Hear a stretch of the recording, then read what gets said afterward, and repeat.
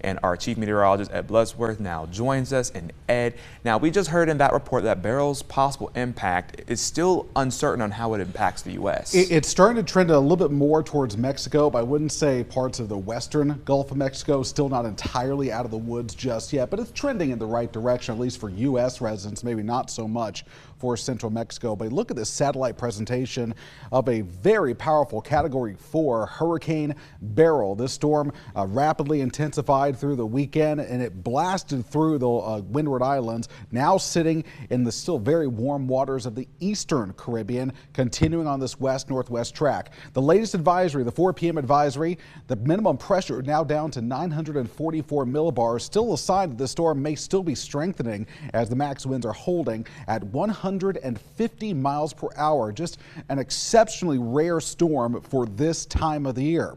So where does it go from here? It continues on this west-northwest track. Now we anticipate that this will start to weaken as it moves into the western Caribbean due to increasing wind shear, but it's going to come very close to Jamaica, potentially still as a strong Category 2 storm. From there, another landfall expected on the Yucatan Peninsula. By that point, it weakens to a Category 1 and then enters the Bay of Campeche as a tropical storm.